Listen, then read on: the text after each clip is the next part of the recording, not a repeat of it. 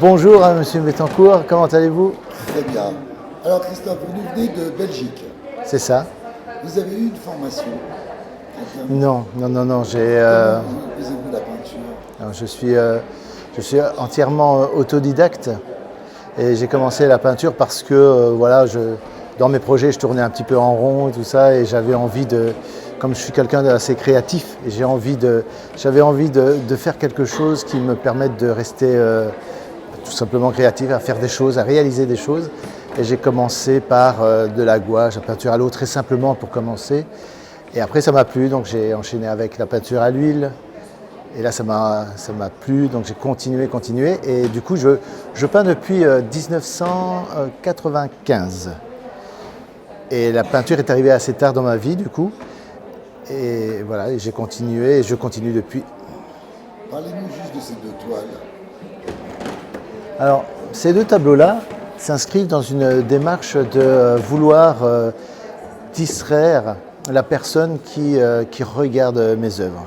C'est-à-dire, on a ça chez soi à la maison, et mon but dans ce type de travail, c'est d'apporter quelque chose qui soit de l'ordre de la détente, de la relaxation, quelque chose qui fait voyager.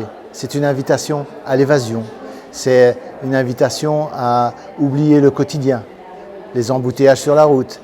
On rentre du boulot, on a ça chez soi, voilà, on prend l'apéro avec des amis et on se détend.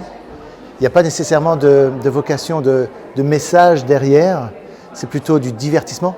Comme dans le cinéma, par exemple, il y a deux types de cinéma. Cinéma qui fait réfléchir, intellectuel, avec un message profond, parfois, ou alors avec des films qui sont plus de l'ordre du divertissement, qui est lui aussi là pour faire oublier le quotidien.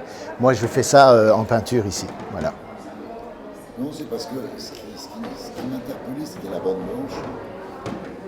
Parce que dans le divertissement, il y a plein de choses, là on voit bien, c'est très joyeux, c'est un feu d'artifice, c'est beaucoup de choses. Mais la bande blanche, je ne sais pas si elle avait un rapport à quelque chose. Ça, c'est mon système, c'est ma manière de toujours montrer le pour et le contre, le plus et le moins. Les choses sont souvent divisées en deux. Il y a un effet de dualité derrière, double personnalité, la face visible, ce qu'on montre au public, ce qu'on cache au public, ce qu'il y a derrière.